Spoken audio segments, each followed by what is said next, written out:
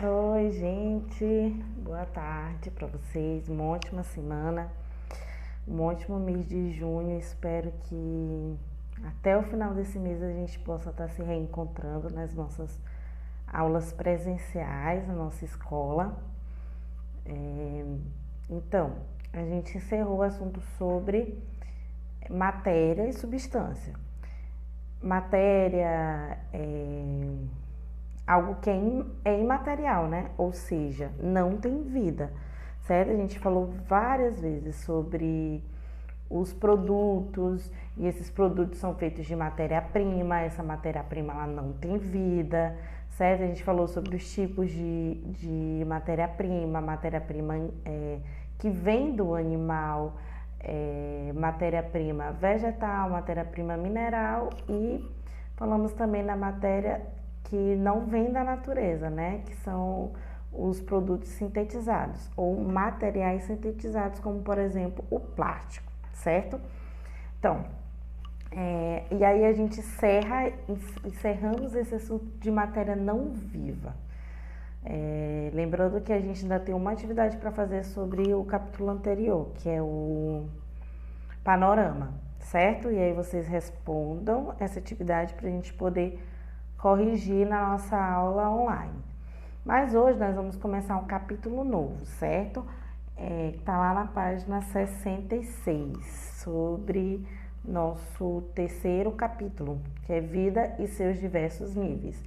Então a gente vai começar hoje sobre o primeiro capítulo, a gente vai começar hoje o primeiro capítulo o primeiro capítulo desse novo módulo, né? Certo? Que a gente vai começar hoje falando sobre seres vivos. O que são seres vivos? O que classifica um ser vivo? O que diferencia, por exemplo, um animal de uma mesa? O que vai diferenciar? O que vai diferenciar o ser vivo de um ser não vivo vai ser várias características, certo? Uma dessas características é a presença de células, certo? Célula ou células, porque um ser vivo ele pode ser unicelular, como por exemplo uma bactéria, ela só tem uma célula e a bactéria é considerada um ser vivo, certo? Ou ter várias células. Então, os seres vivos também, eles têm a capacidade, apesar de não todos reproduzirem, mas eles possuem a capacidade de reprodução, certo? Que é o que a reprodução vai ser quando um ser vivo ele dá origem a um outro ser vivo, certo? Tem a capacidade de reprodução, tem a capacidade de movimentação, apesar de alguns seres vivos eles serem fixos aos substratos, por exemplo, as esponjas do mar, certo? Mas mesmo assim elas têm a capacidade de responder aos estímulos do ambiente, ao crescimento, por exemplo. Uma planta, ela é fixa no solo, por exemplo. Vocês pensem aí em uma mangueira, certo? Ela é fixa no solo, porém ela cresce, né? Então ela vai responder aos estímulos do ambiente, responder à água, responder aos nutrientes, responder ao solo. Então ela vai crescer. Então isso, de certa forma, é considerado um movimento. Ela vai crescer tanto da raiz para o caule, vai crescer as folhas, certo? Então tudo isso é um tipo de movimento. Todo ser vivo precisa se alimentar, apesar de existirem vários tipos de alimentação. Então, todo ser vivo ele tem a necessidade de nutrição, certo? E, além disso, o ser vivo ele tem o ciclo de vida, né? O que é esse ciclo de vida? Nasce, cresce, tem a capacidade de reprodução e morre. Então, todo ser vivo ele passa por esse ciclo de vida, certo? Além disso, o corpo de todos os seres vivos, como eu falei, é composto por células. Apesar de ter um único ser vivo, que por muitos cientistas é considerado um ser vivo e ou por outros cientistas não é considerado ser vivo, é o vírus, certo? O vírus ele não vai ter uma célula, ele vai ser parasita celular, ou seja, ele vai depender da célula de um outro ser vivo para poder estar vivo, certo? Então, de certa forma, ele ainda vai precisar de uma célula, só que ele não vai ter sua própria célula, ele vai precisar da célula de outro ser vivo.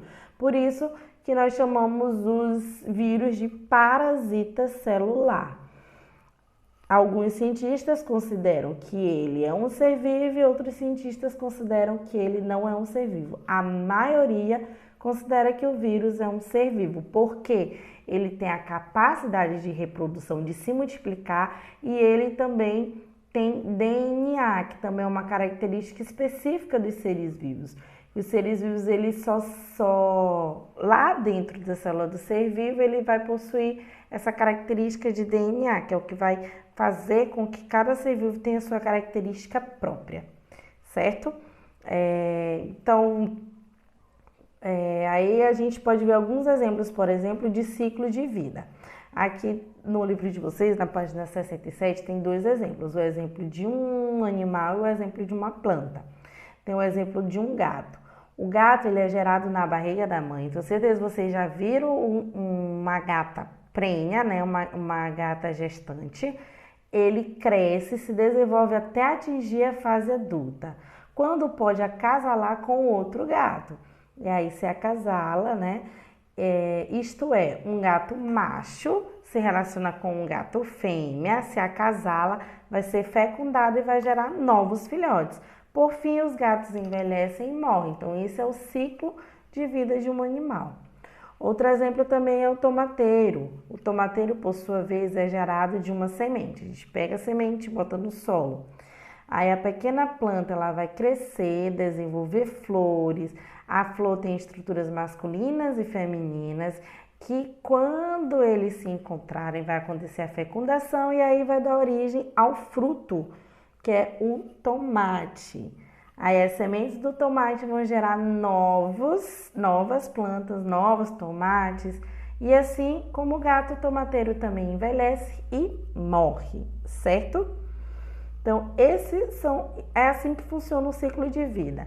Nasce, cresce, tem a capacidade de reprodução. Por que eu falo isso? Tem a capacidade de reprodução. Vocês já viram vários humanos, por exemplo, que não tem filhos, né? E acaba morrendo e não tem filhos. Então, apesar de ter a capacidade de reprodução, escolheu não ter filho. Às vezes pode nascer também com alguma disfunção que fez com que esse animal ou essa planta ou esse ser humano não tivesse a capacidade de não reproduzisse, né? Então, por isso que eu falo que tem a capacidade de reprodução, porque nem todo ser vivo reproduz. Depois envelhece e morre. Então, esse é o ciclo de vida, certo? Então, falando mais especificamente sobre cada uma dessas características, a gente vai começar a falar sobre a reprodução. O que é a reprodução? A reprodução é quando um ser vivo ele dá origem a outro ser vivo, certo? Então, por exemplo, no exemplo da gatinha, quando a gatinha ela ficou gestante, ficou prenha, né? Então, ela dá origem a 6, 7, 8 gatinhos, né? Então, nós dizemos que ela reproduziu. Então, a reprodução nada mais é do que a capacidade de deixar descendentes, a capacidade de gerar descendentes, certo? Por que essa característica ela é tão importante para o ser vivo? Porque sem a reprodução pode existir a extinção da espécie, certo? Porque a reprodução é que vai manter a espécie. A reprodução é importante para a manutenção dos seres vivos, para a manutenção da espécie. Por exemplo, se nós deixássemos de reproduzir, daqui a alguns anos todos nós iríamos morrer e não iria mais existir seres humanos no planeta Terra, porque porque ninguém mais ia reproduzir. Então, se ninguém mais reproduzisse, não ia mais gerar vida. E como no ciclo da vida, como eu já falei para vocês, acontece de envelhecer e morrer, nós iríamos envelhecer, morrer e não ia mais existir mais a nossa espécie no planeta. Então, por isso que é tão importante a reprodução, para poder manter a espécie, certo? Ela não é necessária para espécie, por exemplo, para eu me manter viva, eu não necessito reproduzir, certo? Para um indivíduo se manter vivo, não precisa se reproduzir. Porém, para a espécie se manter viva, os indivíduos precisam reproduzir, certo? Só que se eu não reproduzisse, eu não ia deixar descendentes, certo? Então, por isso que é tão importante a reprodução. A reprodução ela é importante na escala de espécie. Ela não é importante não é tão importante na escala de indivíduo. Ela é importante na escala de espécie. Sem a reprodução, não tem como manter a espécie. Não tem manutenção da espécie, certo? Nutrição. A nutrição é importante para o indivíduo, certo? A nutrição é importante para cada indivíduo. Sem a nutrição não tem como ter desenvolvimento, não tem como ter crescimento, certo? Todos os seres vivos, eles precisam se nutrir, precisam da nutrição. O que vai ser essa nutrição? Vai ser captar energia através dos alimentos, certo? Os organismos vivos que produzem... existem dois tipos de organismos em relação à nutrição. Desculpa, em relação à nutrição existem dois tipos de organismos vivos. Os que produzem seu próprio alimento, anotem aí o que é isso. Autótrofos, anotem ou no livro, no caderno.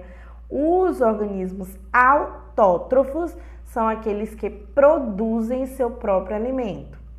Por exemplo, algas e plantas.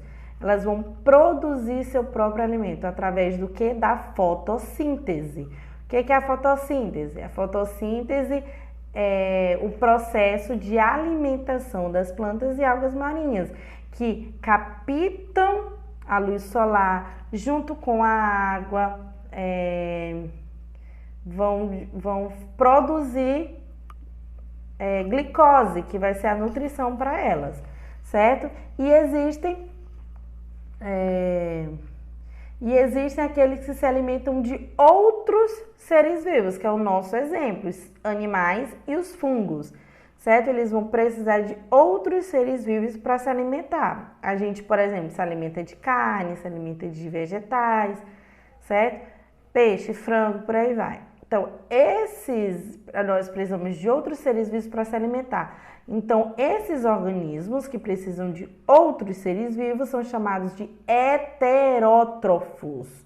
Heterótrofos, ou seja, não têm a capacidade de produzir seu próprio alimento. São chamados de heterótrofos. Não esqueçam essas palavras. Autótrofos produz seu próprio alimento e heterótrofos não produz seu próprio alimento, certo? Aí vocês me perguntam, professora, não existe um tipo de planta que ela é chamada de planta carnívora?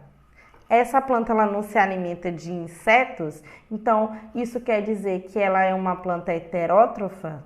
Não, isso quer dizer que ela produz seu próprio alimento, que ela realiza a fotossíntese e ela tem uma alimentação complementar. Então, esses insetos que ela vai se alimentar, vai ser complementar, vai ajudar na nutrição dessas plantas, certo? No caso das plantas carnívoras. Os alimentos ingeridos pelos seres vivos são transformados nas células dos indivíduos. E aí aí é gerada energia, né, para o nosso corpo.